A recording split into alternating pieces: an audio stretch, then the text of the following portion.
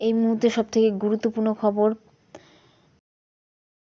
সামনেই লোকসভা ভোট, আর লোকসভা ভোটের আগে একেবারে বুমেরাং হয়ে গেছে রাজ্য সরকারের জন্য সন্দেশখালী ইস্যু।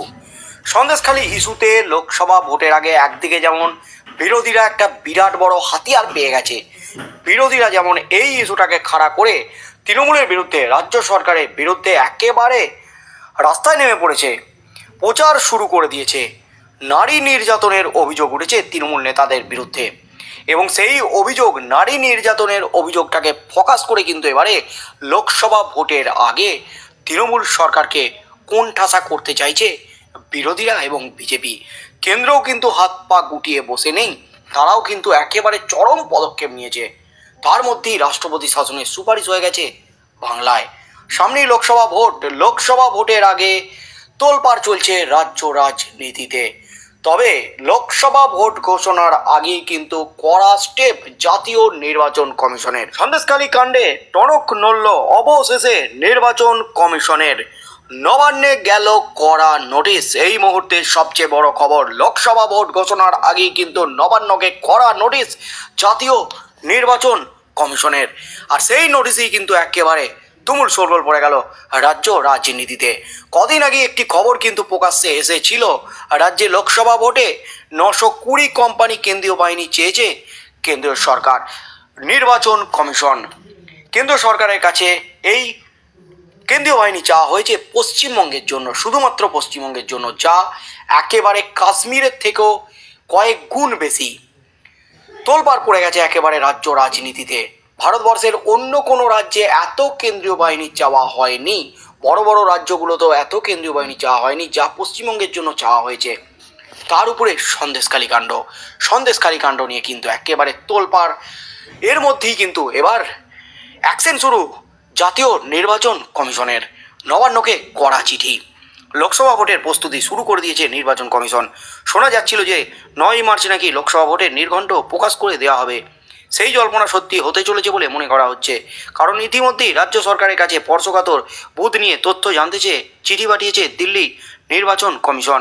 অর্থাৎ রাজ্যে কতগুলি স্পর্শকাতর বুথ রয়েছে, সেগুলির পরিস্থিতি কী, এইসব একাধিক তথ্য তলব করেছে জাতীয় নির্বাচন কমিশন। কারণ এই স্পর্শকাতর বুথের উপরই নির্ভর করে কেন্দ্রীয় বাহিনী মোতায়েনের ব্যবস্থাপনা। প্রতিবারই কেন্দ্রীয় বাহিনী মোতায়েন নিয়ে রাজ্যের সঙ্গে নির্বাচন কমিশনের বিবাদ তৈরি হয়। এবার তাই আগে থেকেই প্রস্তুতি নিতে শুরু করে দিয়েছে কমিশন। রাজ্যে স্পর্শকাতর বুথের সংখ্যা এবার বাড়তে পারে বলে মনে করা হচ্ছে, কারণ সন্দেশখালীতে যেভাবে উত্তেজনা তৈরি হয়েছে তাতে এবার সন্দেশখালীকেও স্পর্শকাতর বুথের মধ্যে ফেলতে পারে কমিশন। অন্যদিকে কলকাতা এবং জেলায় তো একাধিক স্পর্শকাতর বুথ আগে থেকেই ছিল। উত্তরবঙ্গের কোচবিহারে শীতলকুচি, চোপড়া সহ একাধিক কেন্দ্র আগে থেকেই স্পর্শকাতর এলাকা বলে চিহ্নিত ছিল। এবার এই তালিকায় নবতম সংযোজন হতে চলেছে সন্দেশখালী। প্রাথমিকভাবে এমনটাই মনে করা হচ্ছে। এছাড়া কলকাতার কাছে ভাঙড় তো ছিল বরাবরই স্পর্শকাতর এলাকা। হাওড়ার একাধিক বুথও স্পর্শকাতর এলাকার মধ্যে পড়ে। আবার মুর্শিদাবাদের একাধিক বুথও রয়েছে। এই স্পর্শকাতর বুথের উপর নির্ভর করেই কেন্দ্রীয় বাহিনীর সংখ্যা বাড়ানো কমানো হয়। রাজ্যের যা পরিস্থিতি তাতে বিরোধীরা অতিরিক্ত কেন্দ্রীয় বাহিনী চেয়ে কমিশনের দ্বারস্থ হবে তাতে কোনো সন্দেহ নেই। সেই সঙ্গে ভোটের দফা বাড়ানোর আর্জিও জানাতে পারে বঙ্গ বিজেপি। সন্দেশখালী নিয়ে যেভাবে উত্তেজনার পারদ চচ্চর করে উঠছে তাতে চিন্তাভাবনা করে আগে থেকেই খোঁজ খবর নেওয়া শুরু করে দিয়েছে জাতীয় নির্বাচন কমিশন।